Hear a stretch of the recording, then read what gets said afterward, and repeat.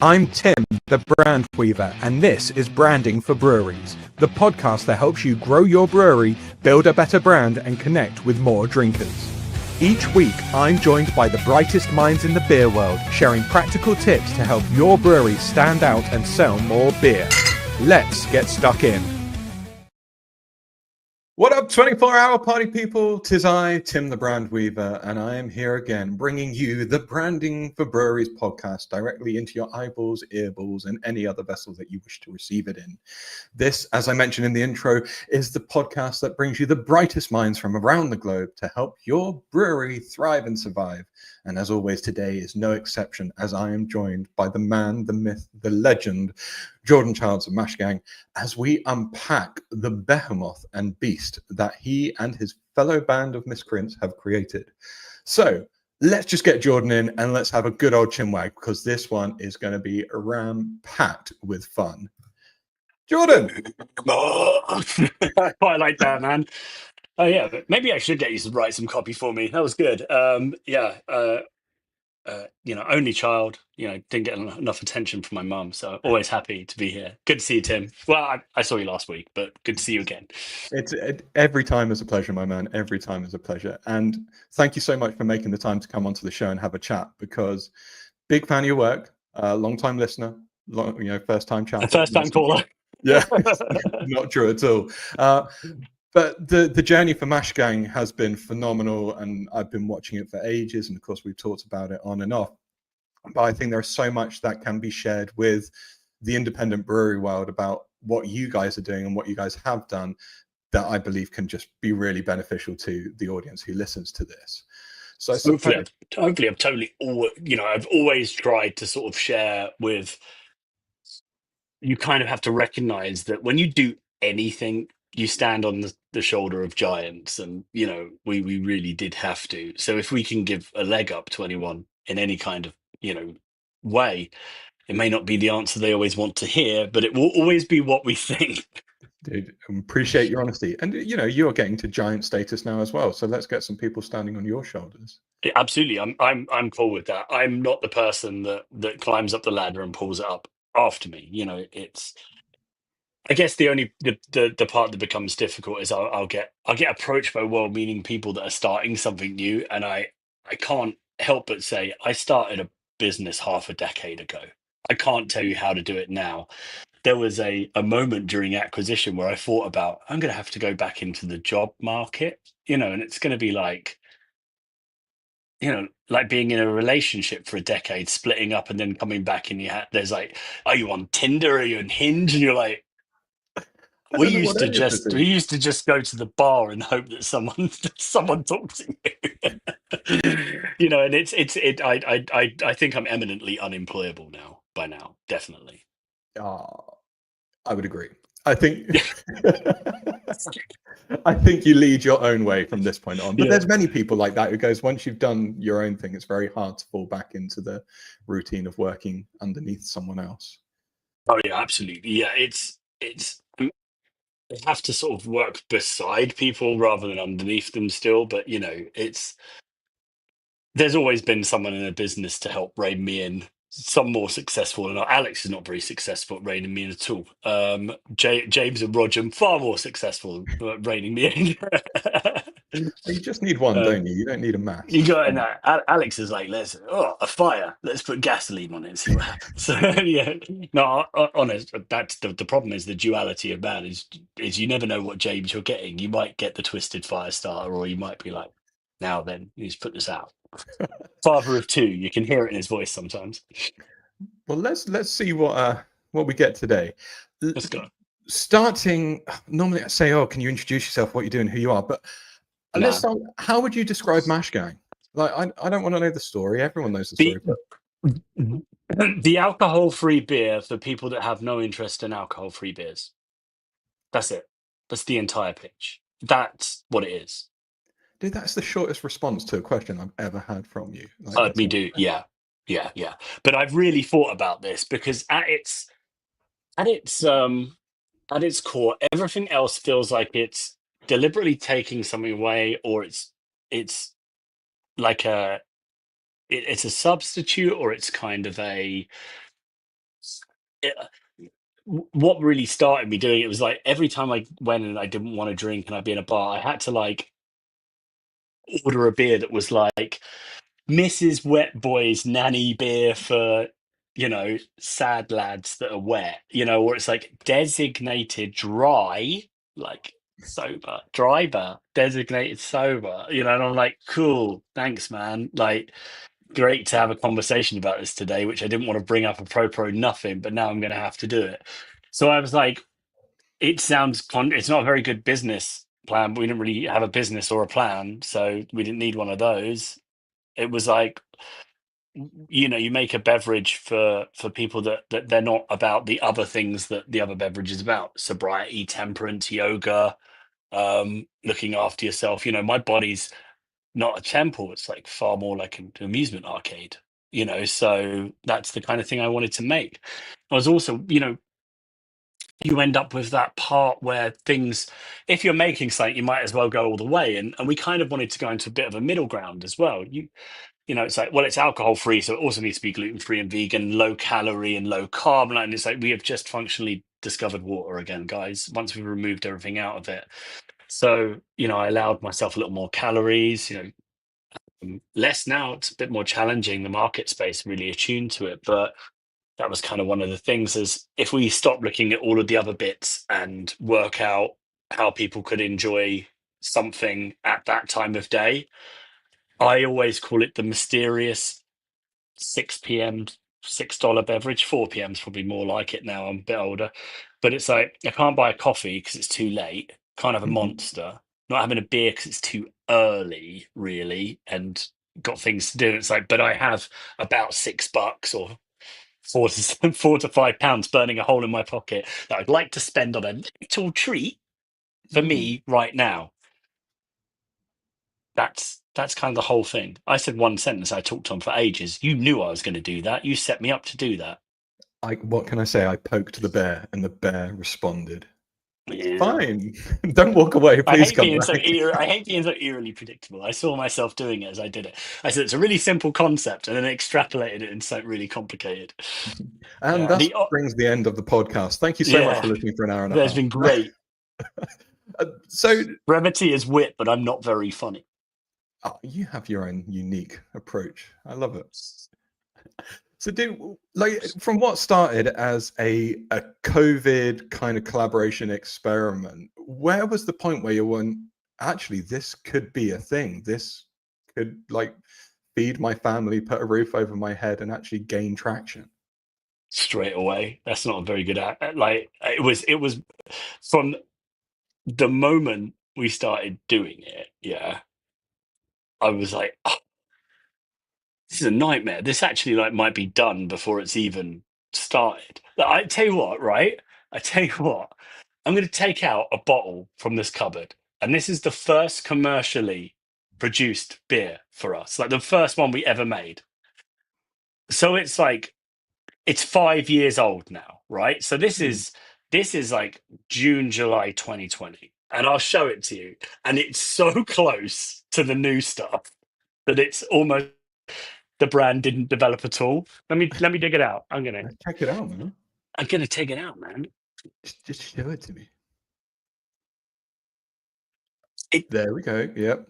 the logo's this Yep. July, yeah, best before July 2021, and we were giving it a year shelf life at that point, batch number one.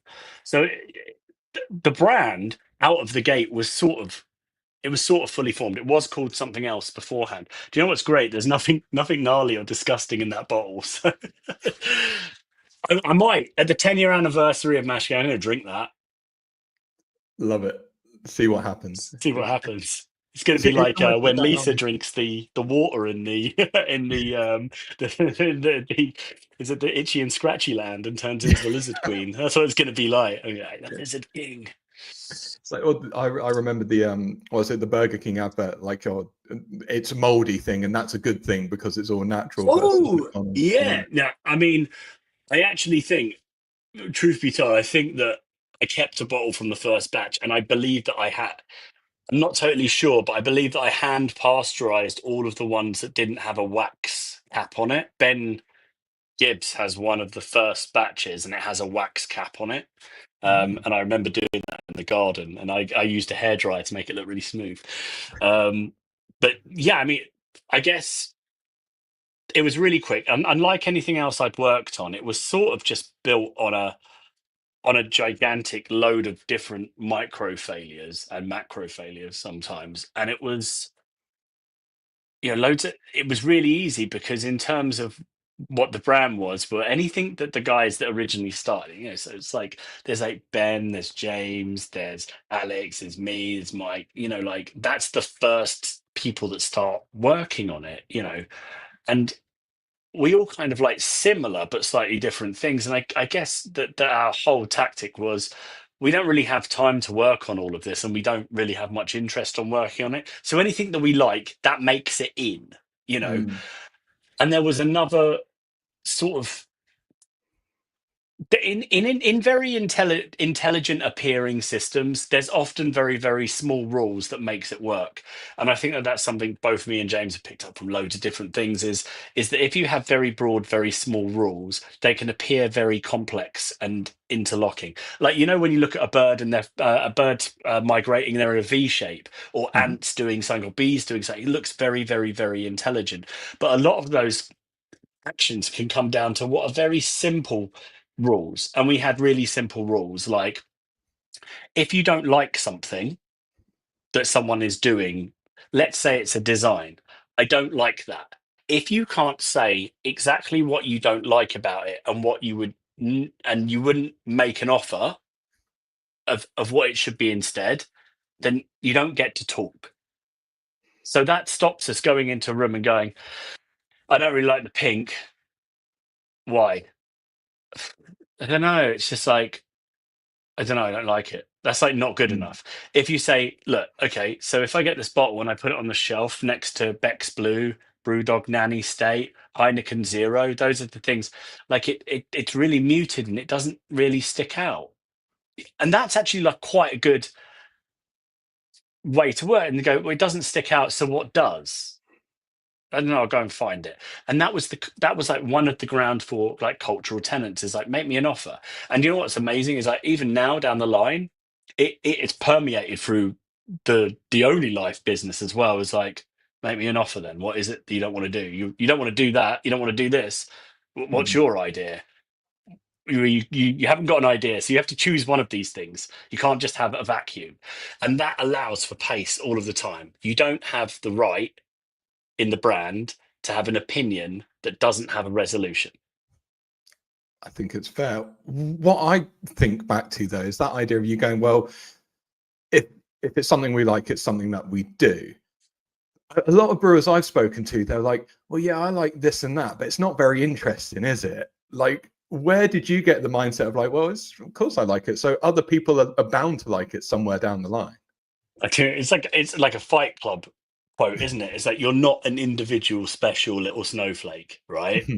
And it's like, it doesn't matter how underground your culture is, there's someone for it. And it's like, I'm not massively into EDM, but I bet that more people are into it than the things that I'm into, right? But Metallica played to literally millions of people once, and their concerts in South, and so if my, kind of like my niche is a super dark, weird underground thing. It's so weird, it's so dark, it's so underground that there are organized festivals where thousands of people go. They purchase a ticket through Ticketmaster, and they're served crappy beers, crappy food, and listens to bands that are really good come through crappy sound systems. Like, you can't tell me that there's not a niche for every brand. It doesn't matter if you're into sort of like furring Dungeons and Dragon role play hot dogs. There'll be at least 10,000 people that are like, yes, finally, my person. Like the type of music that I listen to is like a small subset of a small subsection of a small subsection. But if I bought a ticket to see them, I'd have to act fast because other people would. So whatever your niche is, doesn't matter. There's plenty of people that like stuff. Dude, I want to see the Dungeons and Dragons hot dog in a beer now. That's a thing. I'm just like straight away, as I was saying it, I was like, me and Annie could make this. This is the So thing. We can make it I happen. could actually do it. No, But you no were hot dog saying, flavored water. beautiful. That has been done somewhere. It must have been done. Yeah, If I am shocked and appalled that Northern Monk haven't done that.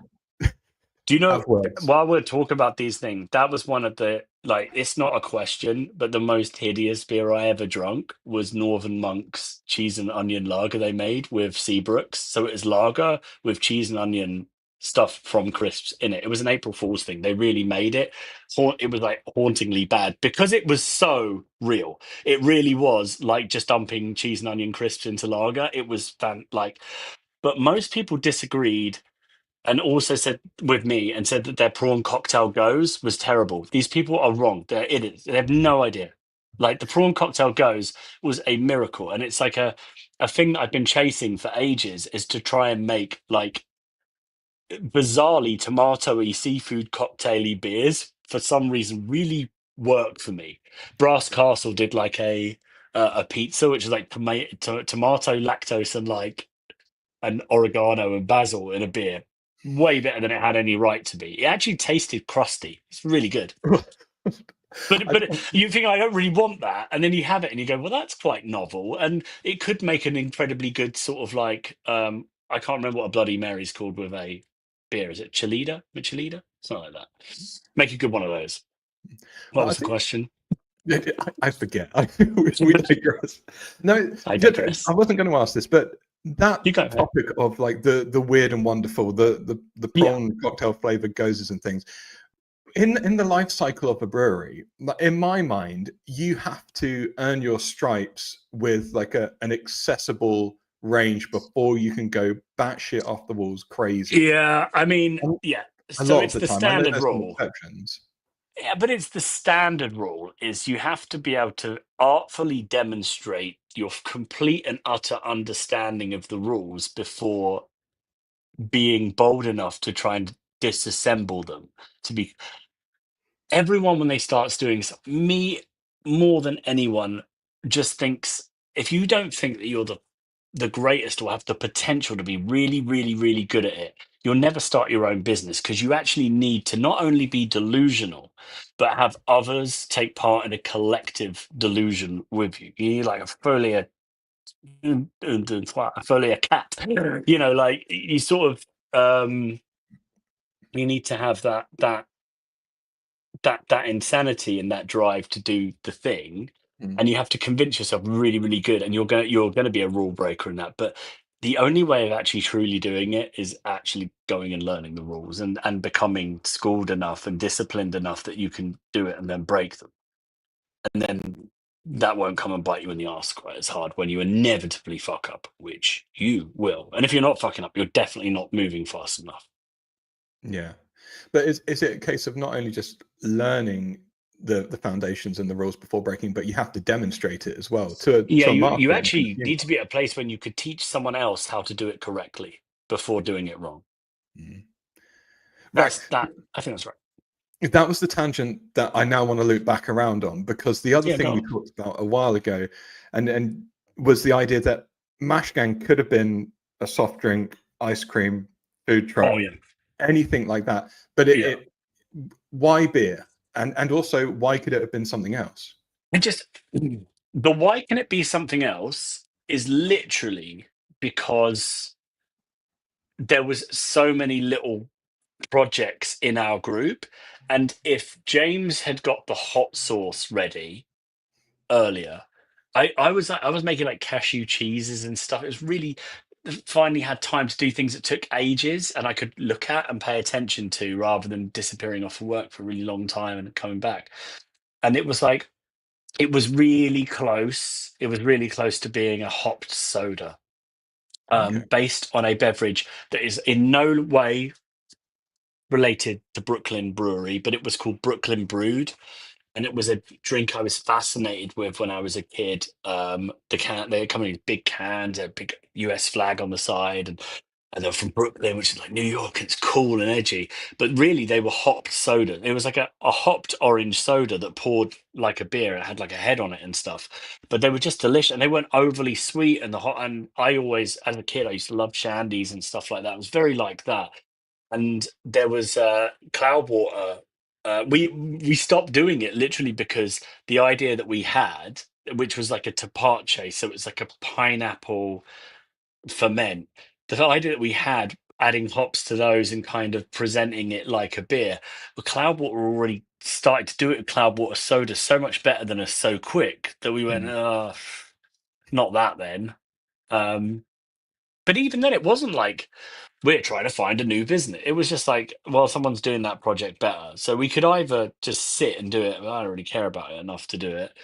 And it was really where it becomes incidental is it's literally like people are like, why don't you make more of the pineapple beer? I like the pineapple beer. And it's like, rather than explaining to someone I hadn't made a non-alcoholic pineapple fucking sour thing, it actually was a tapache that had just added some hops in because I was trying to find something new and exciting to do. Um, we just at that moment I was like, yeah, I'll make the pineapple beer again. And it's like they moved on from. I did loads of weird stuff, man, loads of weird stuff. But that's kind of it. Could have been. It was unlikely to be a food truck because it was like COVID times, but it could have been if it wasn't COVID. It could have been ice cream. But do you remember 2020 was like insanely hot to the point where it was like really, really uncomfortable. It was really, and actually, I couldn't get an ice cream machine to work because it was too hot. So I stopped making ice cream. But I had loads of the ingredients left over. And later on, the beer that would get a lot of attention, one of its ingredients was vegan soft serve ice cream Really? because I'd had loads of it where I was using it as a base to try and make these different flavors. See, It's too there's a hot little for the ice peek cream behind the machine to curtain. work. Yeah, it's weird. Like, God bless the heat. And now we have Mash Gang. But yeah, it was easier to make the drinks in the heat. In fact, it was great because it was so hot. Like, that obviously where you make tepache in Mexico, like obviously it's self fermenting, so it's nice and hot there, and it was nice and hot here, and it kicked off. I got it the recipe from Brad Leone's It's Alive, and I recommend any of you should go and see that show if you have any interest in fermenting things and want to learn how to do it. nice, good tip. So if we like try and step back then, so you say the Mash Gang could have been a number of things, and you've just explained why. But to me, what I'm hearing through that is that you and the rest of the team had a collective shared opinion, set of beliefs, thoughts, likes, dislikes, which is so strong you could have applied it to anything. So Yeah, was that a natural thing where you had a fondness for the same music, the same cultural aspects, and you wanted to embrace that, or did it take time to discover? you only really well. I don't know. That's not entirely true. As you get older, it's not really true. Certainly, when you're younger, you only really hang out with people you have interest in. Otherwise, you wouldn't really hang out with them. And I'd known these guys a really, really long time. There was obviously like an overlap of things we love. James prefers a lot more electronic music than I do, but don't like. But if we go to Furnace Fest and it's like he has like loads of like hardcore bands that he loves as well. He went that way. He was into like heavy music and then sort of dipped out of it and went more into sort of electronic music. But he still has an appreciation and love of those. He was really like Furnace was so sick. It was just like the most dream lineup. Um, but for us, yeah, definitely it was we have this shared, it's like me and Mike. Like, Mike doesn't skateboard and I like skateboarding. Alex likes skateboarding, I like skateboarding. I'd rather ride BMX than skateboard. It's like all of these broad sort of things. Like, the probably the biggest overlap in music taste would be me and Mike. Probably the like but culturally fit music taste, Chris and Alex are probably about the same sort of thing they're into. And I think that there's enough. It's all just a bunch of outsiders. It's like no middle donut, isn't it? It's just a bunch of outsider stuff, but so much of it that it's actually quite a thick ring. That's what it would look like as an infographic. The You Mash know Gang what I was going to infographic. describe it as, but I can't because it's a later question. If I bring it up, I'm going to hemorrhage my own. I know we you're going to bring up derailed something. the So whole thing. there's a good, yeah. So I'm not saying That but means I relevant. have to get to the question at some point, and I can't deviate But across. if you don't, I will go back to it. Your loop back. Okay, that's on your shoulders then, not mine. It's fine. So Yeah, I do it. what you're talking about there, and what we're talking around, when we first spoke back in day, you were talking about like Mash Gang and it being self-qualifying a lot of the times, or being very confident to qualify, go, yes, this is for you, this isn't for you. Does Yeah, that definitely. then link back into just your strong beliefs and opinions of what the brand should be, and you never swayed from it? I think there's a bit of a trite thing that I say is like, you're not Coca-Cola and you're never going to be, right? But even at that point where Coca-Cola is one of the most understood phrases on earth, I know people, lots of people, that don't just dislike Coca-Cola, actively hate it, right? So we base our assumptions on brand about very grand, scopy ideas that are not actually based in more than self-identification. They don't even live in the gravity of reality. Like, if not everyone likes your brand, it's not a bad thing. Everyone not liking your brand, but some people passionately liking it, so is a highly targeted demographic. Now, you could say, what if I interview people on the street about your brand? Will they know about it? Maybe they don't. Maybe the people on the street don't know about it. If you stand outside of a mall or an Asda and ask people about Mashgang, will people know about it? Maybe not. If you were in the right kind of environment, would people know about a beer festival or something? People will know about it. But there are plenty of things going on behind closed doors I don't know anything about. Are they not viable, that rational businesses just because I'm not exposed to them? People have in-depth and very personal tastes, and I would see. I'll be transparent. I'm never going to enjoy someone not liking my beer.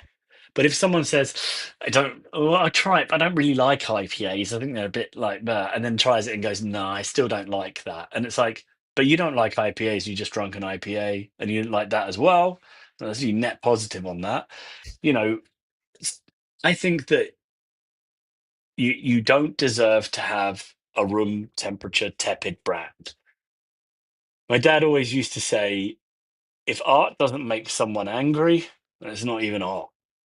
Art Mhm. doesn't require people to like it. Art requires people to dislike it because it must elicit a reaction out of every single person, whether it's positive, negative, or they say they don't care and they're neutral. That's what a brand needs to do.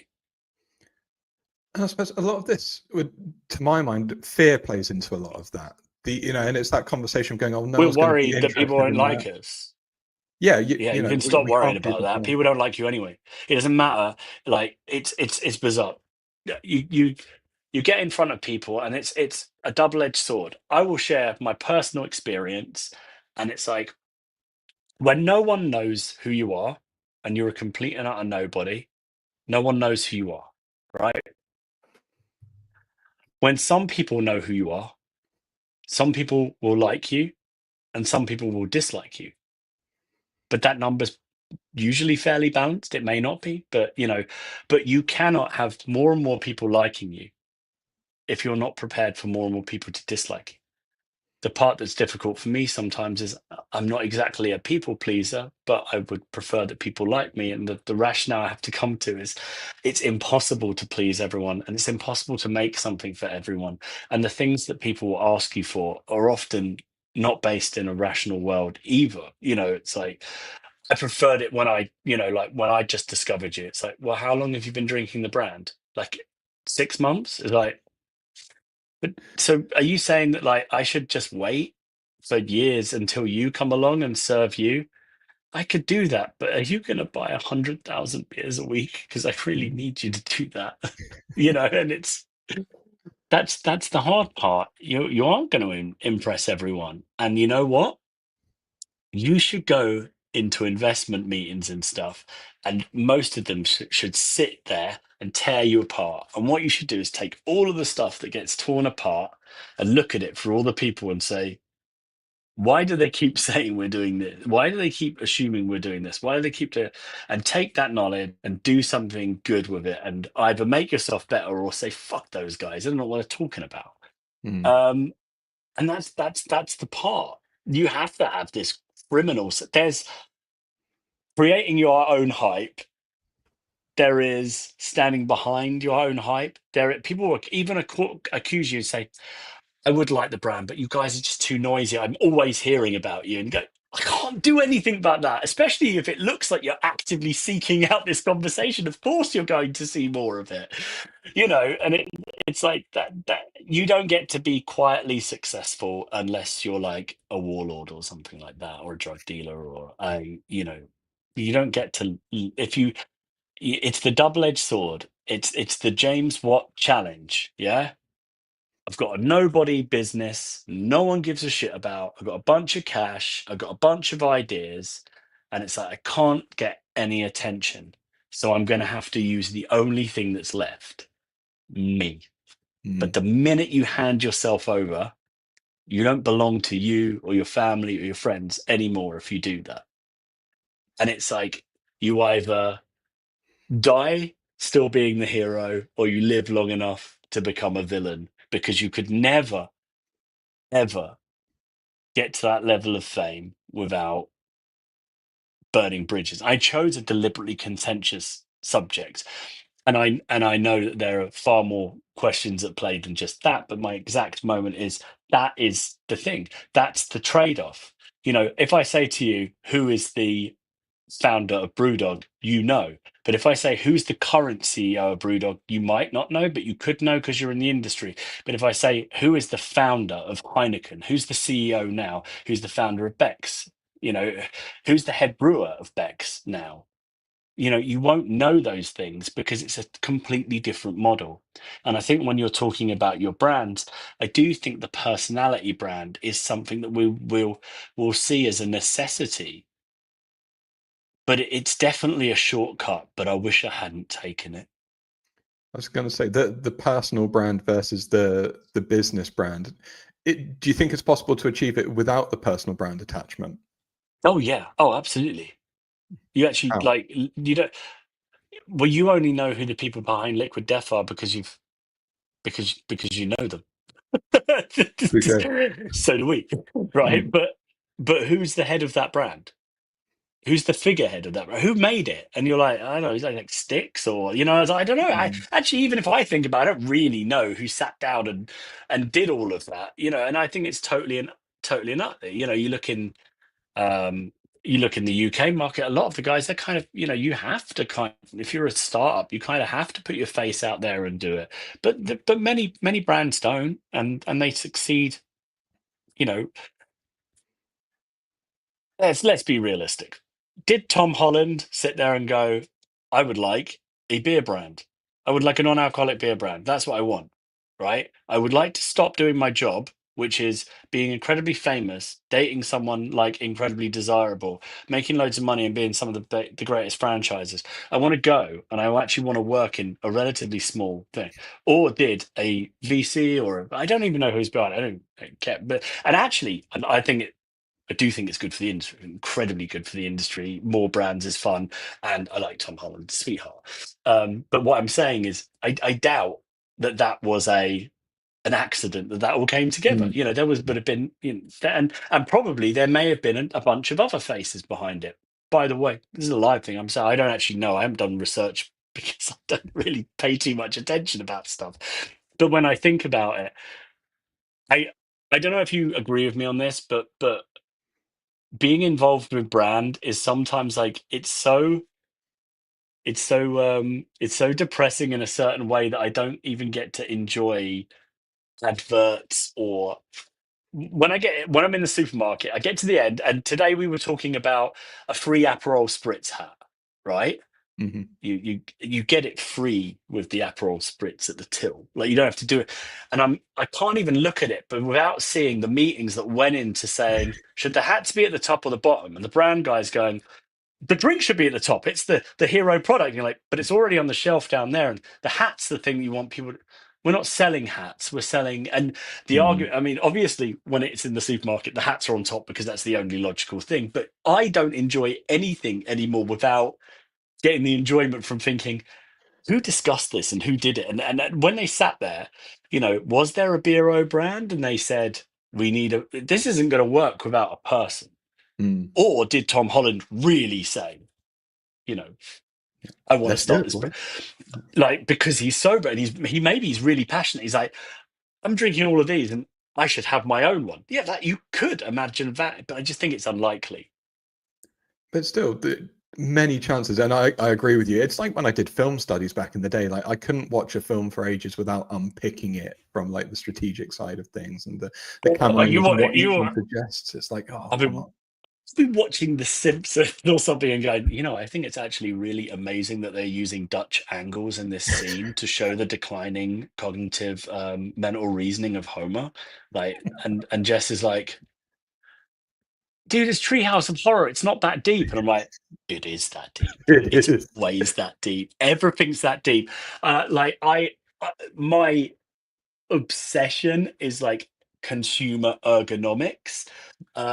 We once went to a bar and it was a really, really, really busy bar in central London. I can't remember who it was, but we had booked a table.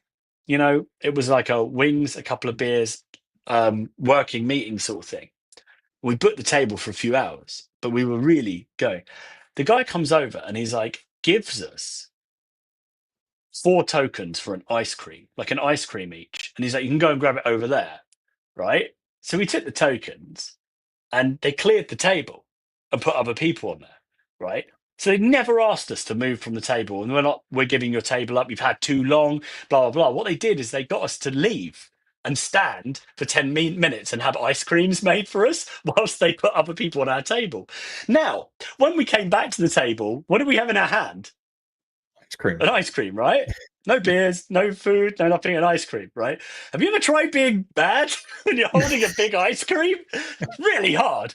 The sum total of the amount of work it cost us to turn over that. By the time we get back, these guys got drinks on the table, wings are arriving, sides and stuff, and I'm like, they just made $200 of getting rid of us for the cost of 20 pence of ice cream. It's magnificent, Um, Las Vegas casinos. I practically lived in Las Vegas just because I love how everything works, how it makes you move, how it makes you think. I'm not as exciting as people think. Maybe But people don't think I'm excited. I think I think what you do is exciting. Like I remember you talking about the you were promoting like this is our second best beer kind of things. And this is our second best beer. Yeah, And it's the same thing, right? The, it's like, but that's not a very good marketing thing. It's like, oh yeah, but the first one's really good. It's but in many ways, you're like, oh, if that's the second one.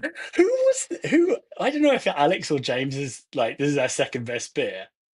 And I think it was me and James, maybe me and James, like, no, this is actually at one of our best marketing pitches ever. This is our second best beer.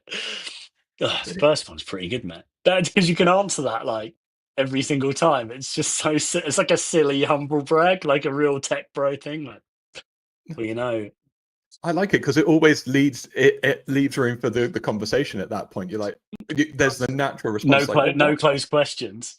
Yeah. Yeah, Let's talk about competition. Because in the past, you don't who is look it? at Lono as competition, do you? You look elsewhere. Yeah, Educate me, educate the audience. What are you doing? Who are you looking at, and why?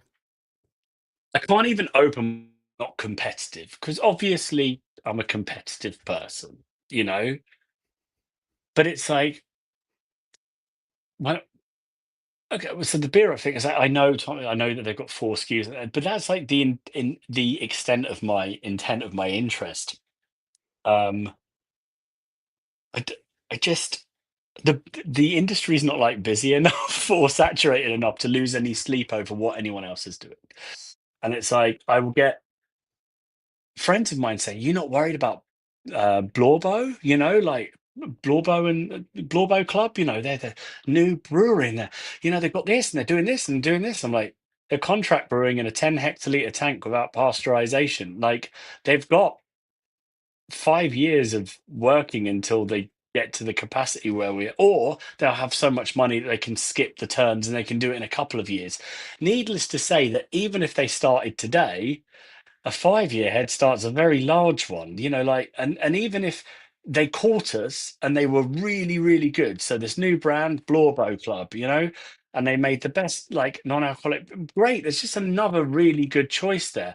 Like when I went into I actually laughed in a bar the other day because they had Peroni, Moretti, and Poretti in the same bar. And I was like, this is just the Spider-Man. Like, do you know, everything's coming to Tom Holland. I do not have a crush on Tom Holland. Okay, like I don't. I just need to get clear. I mentioned Tom Holland and Spider-Man several. I believe the Spider-Man's lady not my doesn't favorite protest in too the much. MCU. Not my favorite character. Tom Holland's not my favorite Spider-Man. Smiles is my favorite Spider-Man. But just making it clear. All right. And Blorbo Club is not a real brewery. Right. So we cleared all of that up now. Cleared it Tom all up. Holland, Spider-Man, Tom Marvel. Holland, not my who is my favorite Marvel character?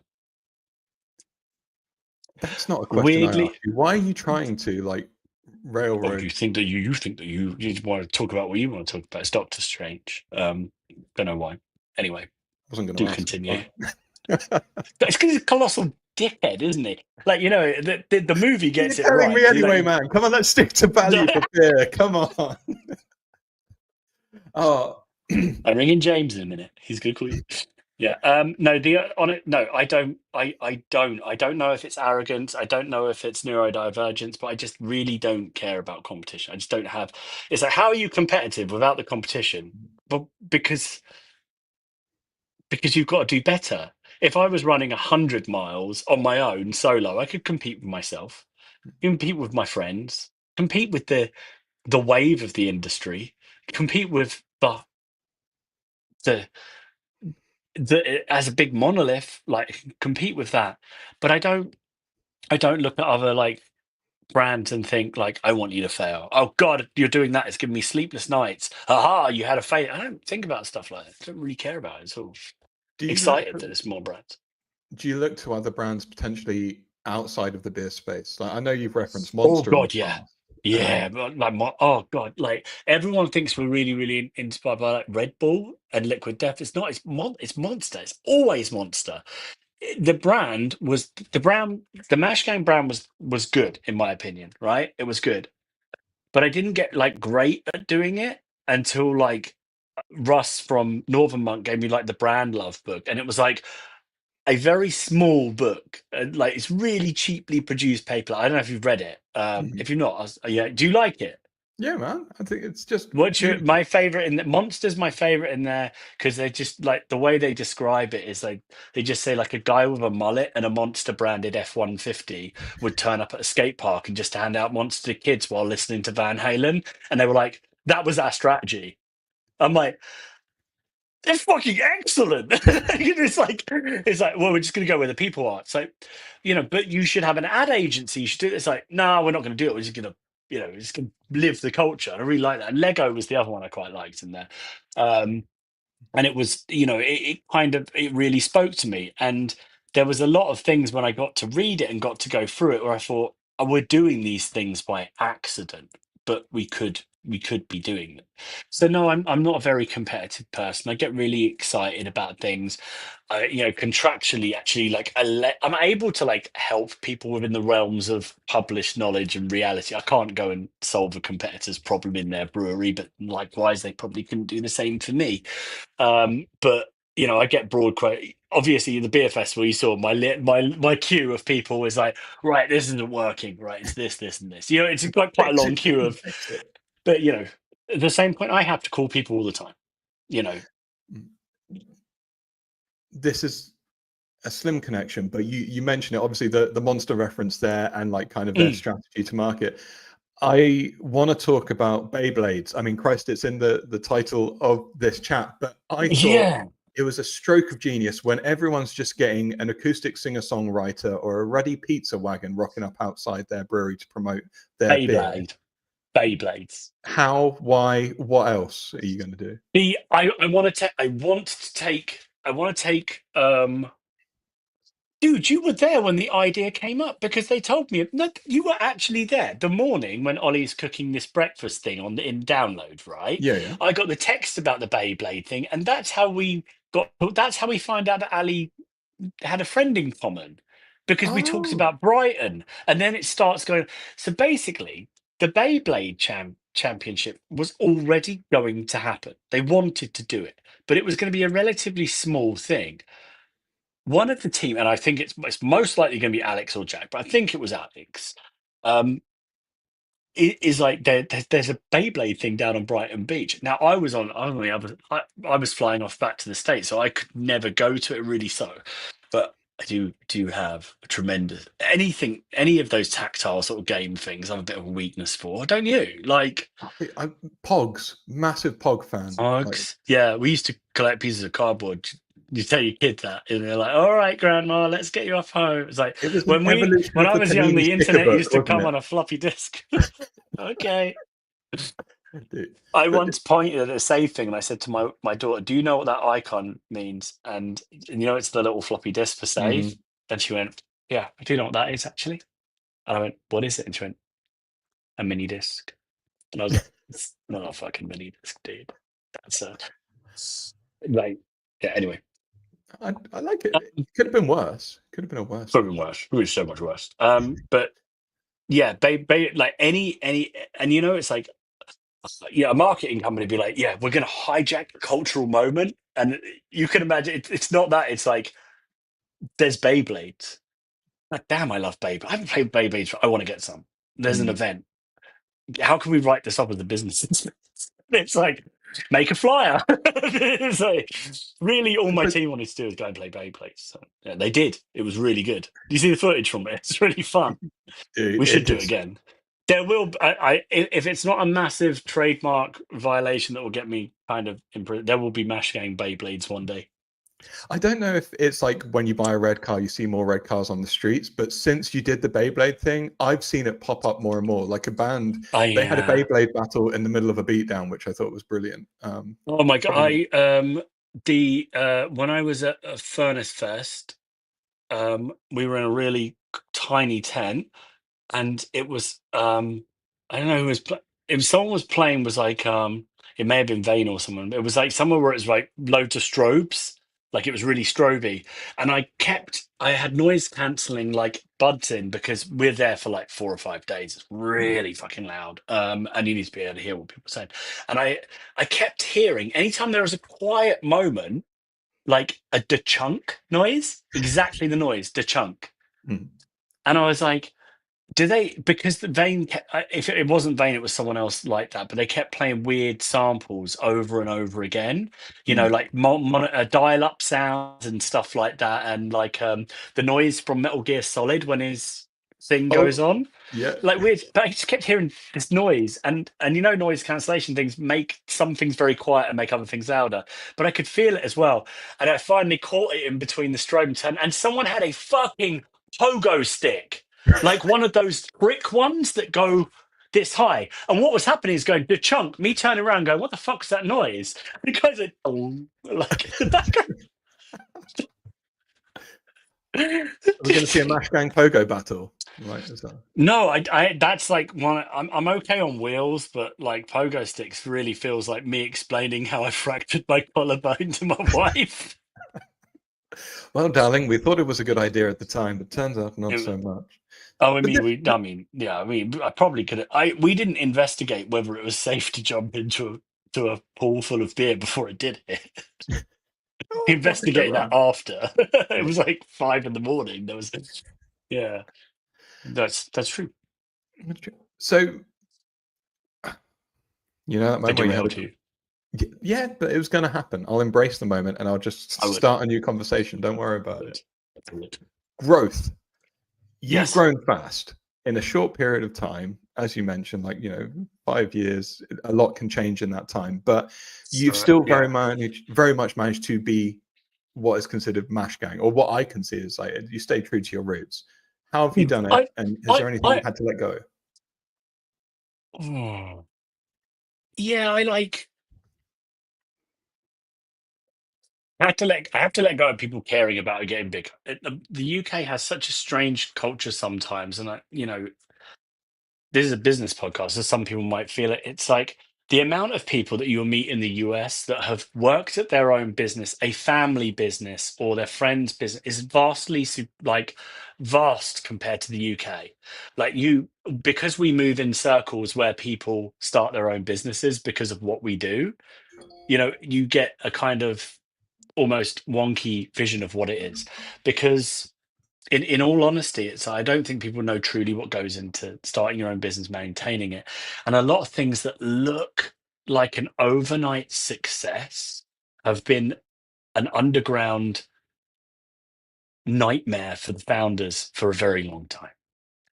And it's like, look at you guys, just turned up, sold out. And it's like, in 2022, we're talking about whether we wind down the business because essentially me and James have got to a point where we're like, if we want to make enough money for it to be me, James, Alex, Mike, like everyone's career. Ben would probably go off and do something else because he was doing tour photography and stuff. But enough to, you know, we realized we'd have to grow the business actually 4 times from where we were, and we had a really unique off ramp where James was back at work, post COVID.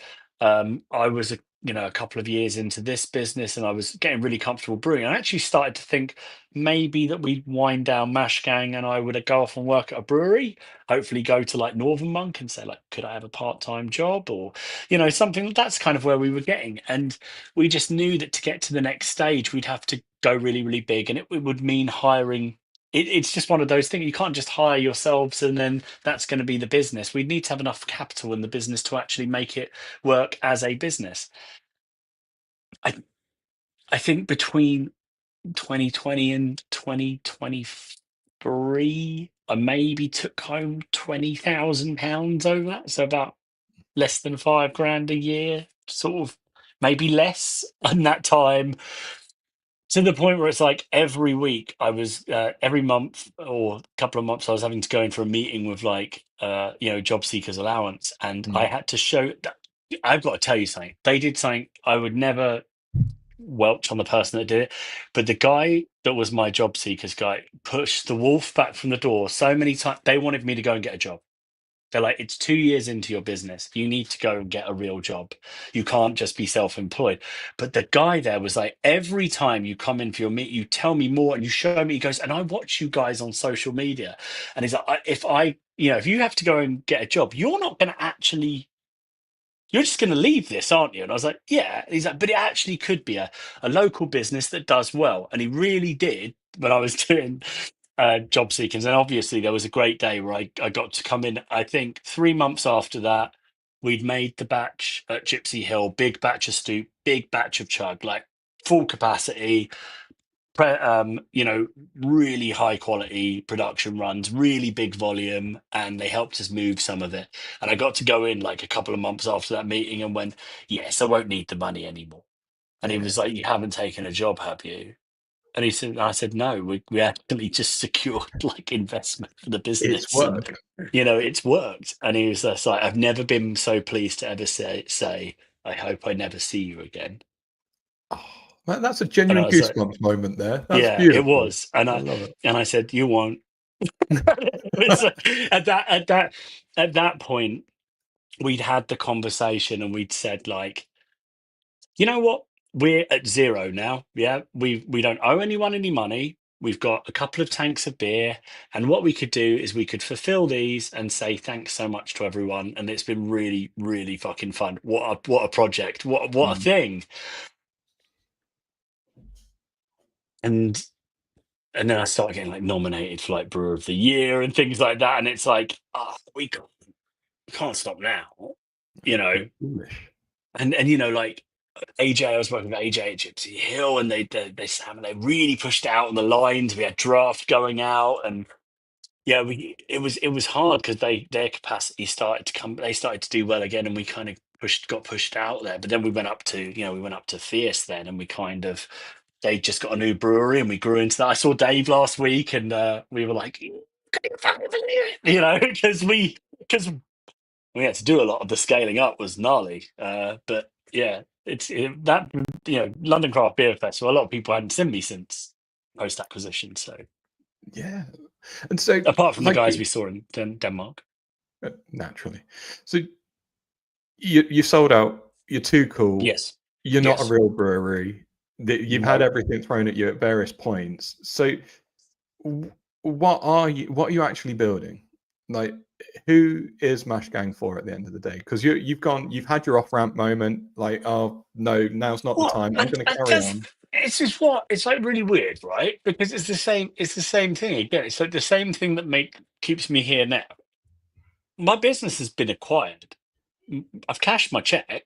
Like, I mean, if I said to them like, I want to leave tomorrow, I think they'd be pretty upset. But there's no, I could leave. So why don't I? I mean, well, we're finally getting there. It's like I don't want to stop now. Like Mm, this is the point. Like in the last year, do you know what the question I hear the most is why don't you make any more beers? Like why have you just done like a couple of beers and like that's it? You know, last year I think we actually released like maybe 8 beers last year, which is not it's not many, right? Especially for Masher, who used to do 8 beers a month. But for many, bro, 8 beers in a year is actually quite a lot. Some of them we imported from the US. We bought 4 beers over from the US. We bought a refrigerated shipping container across the ocean to offer more SKUs this year for stuff we brewed in Milwaukee. But that's crazy. Be it me, James, Glenn Allen, Damien from over but we brewed those beers in the US and then we've put them in a container and sent them to the UK. It's like wild to me. Like that we even did that is stupid. But that's like 8 beers in a year. It's like mm, 8 more than Heineken have done. You know, true. it's. I think people got really, really used to just the absolute flood of it. Do I miss like doing all that ridiculousness? Like, yeah, like obviously is like real white knuckle stuff, isn't it? Do I do I miss trying to make a new beer every a month is like 30 days when it's a good month, 31 when it's the best month, but 28 when it's a shit month. Beers take like a month to make. What the fuck was I doing making 2 beers a month? The guys at Harrogate, because at Harrogate were producing those smaller batches for us, which got quite big actually. I had to buy some new tanks in the end because it got too popular.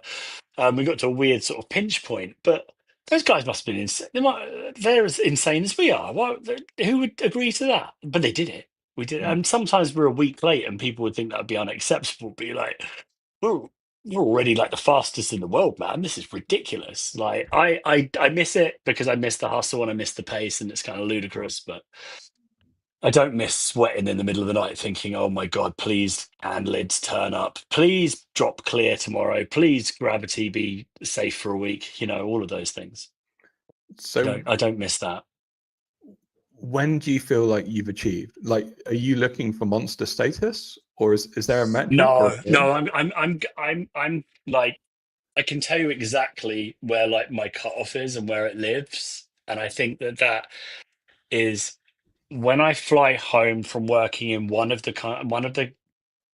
the states I work in, when I'm at the airport and they have a Mash Gang branded tap, like because all of the breweries we work with, they have their taps in the airport, and our friends like Dogfish Head, they got theirs there. They got a pilot, a beta, like all the people we know, they got their spot. Revolution across the road from like a pilot project, they've got theirs in there. Um, I think when I can get like a kind of proper thing, and when I got no one knows who I am, it's just a thing that's there, it just happens to be there. It's not a special. That's probably me capped and done. Happy with that. Doesn't feel like it's that far off. It's not that far off. I don't think I would ever functionally leave the business, but when it's like done, when it's like when you could consider the main quest line finished, that's it. That's the point I drew for myself like 2 years ago, and And it then back wasn't to an the ice airport. cream making, right? Because the weather's cooler now, so it's only logical. It's so hot in my office today. It's unreal. Yeah. Not ice cream making. Probably not. But I don't know what I'll do next. What would you do next if you were me? I don't want to be a consultant. So sorry. I, I could not immediately respond to that question, man. Yeah, exactly. That's the good part. Okay. Yeah, I would. So when I don't really have a boss per se. The CEO of the business, Damien, he says you have a couple of these in you, really. Like they're we say they're like purchasing a house and getting divorced from another house at the same time is what an acquisition of a business is like. And if you can still look at each other in the eye and still be friends afterwards, then it's very much like going through a divorce or something. It's very, very gnarly. I can quite accurately say that if you'd said that to me a year ago, I would have said I think people have one in them. I think I have one in me. That was it. That's the end of it. Now I'm like, even with the infinity of time, I think I'll probably have two startups in me, and that's it, that will succeed. I've got one more in me down the line, and I don't know what it'll be. But I'm excited to find out. But I'd like to functionally retire at 55, which sounds like an absolute piss take, but I really do. My grandfather retired at 60, and he actually sort of got like 20 more years of good life out, and I think I'd like that. I went to work when I had my first job when I was like 14, so I want to retire early. Dude, beautiful goal. And not in a Lamborghini or a gold palace. Like Just be just a happy, man. regular life is fine for me. This is just clocked over the 1 hour mark, but this is That's fine good. because this is beautiful. I want to wrap this up with one final question, my man. And before that, thank you so much. I've You're loved welcome, it. man. Thanks for having me, and thanks for listening. It's always fun. It's always fun. So, What's your final last question: question? what do you think's holding the UK beer scene back from breaking through in a meaningful way? Oh, the glasses are off, people. For those who are not watching this on video, the glasses have come off. I'm putting back on. Oh, it's yeah, cool question. You knew where I was going there with this. This is functionally me tying my hair back before, you know. I wish I had the Um, opportunity to tie my hair back. um, so there's a few. We are stuck in a we're stuck in a limbo. Like, yeah, definitely stuck in a limbo. And it people want to blame the industry, but I don't particularly want to blame the industry per se. There is a part of beer where people should have just taken up golf or had the fucking midlife crisis, bought the sports car, or left their spouse and set up a new life, or went traveling, rather than saying, because I love beer, I'm going to open a brewery.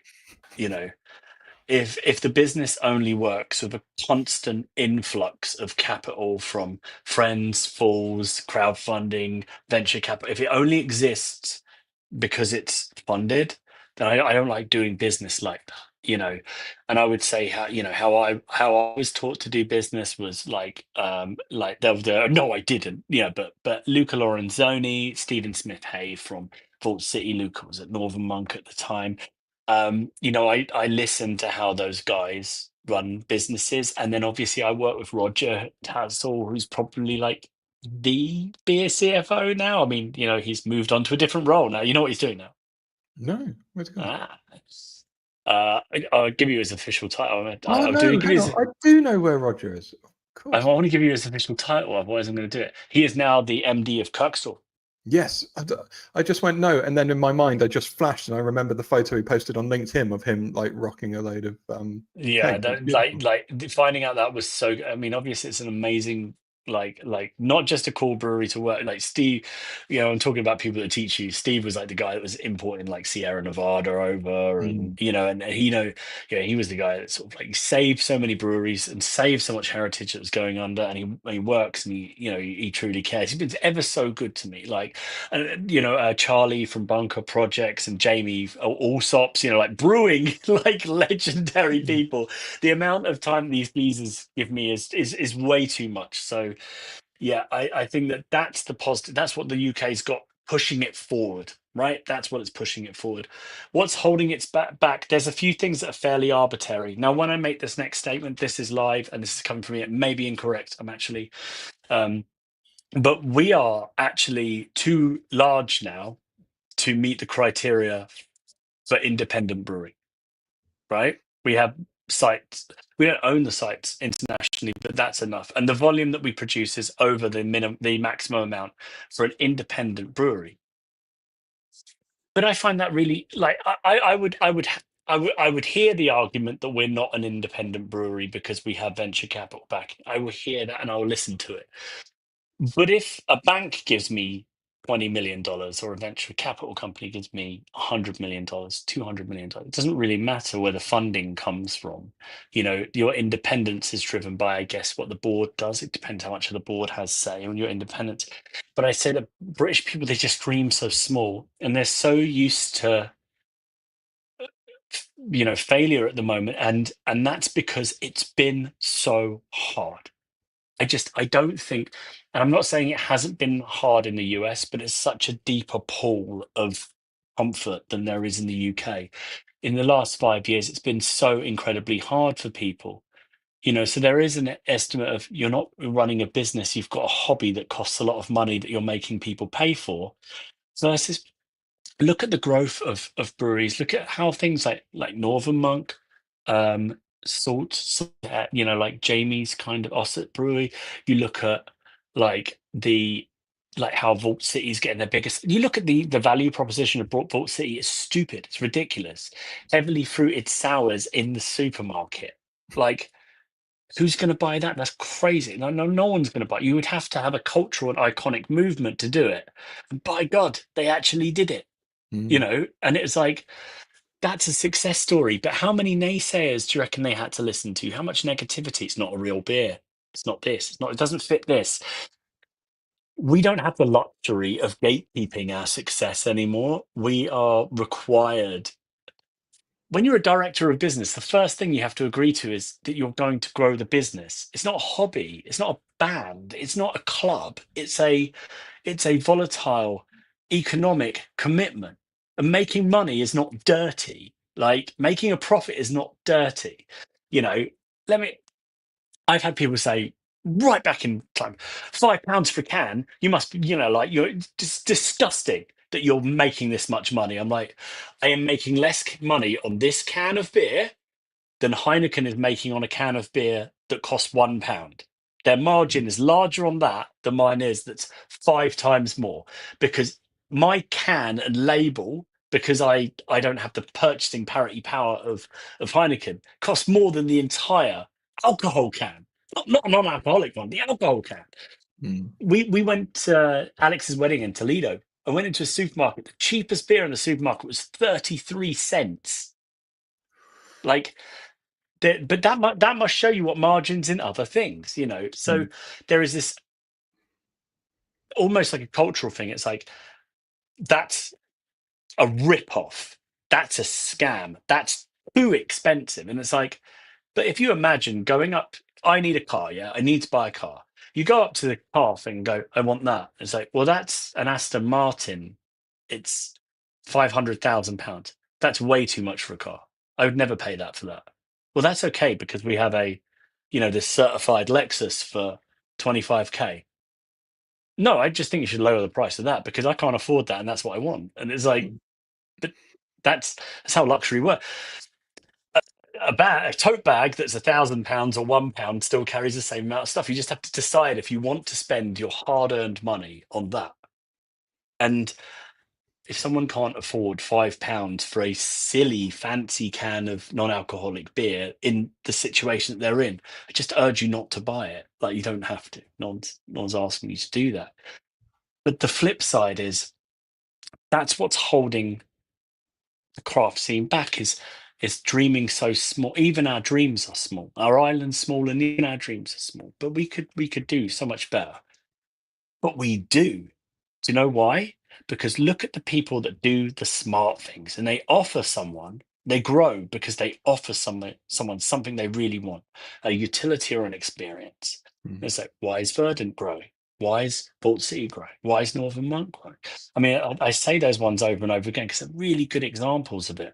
But look at Kirkstall bringing back the Double Diamond brand. Like it's in the supermarket, amazing challenger brand. I don't know if you tried it.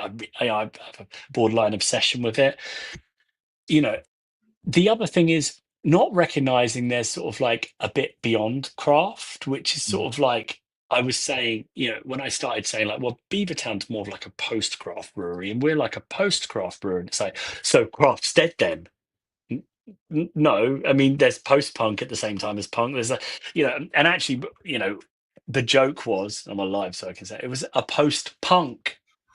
We were post-craft. It was post-punk. It was kind of we'd come on from that generation of British craft. It's like that flirtation with American craft that becomes gigantic in Britain's around 2013. It's a decade ago. Mm-hmm. It still exists.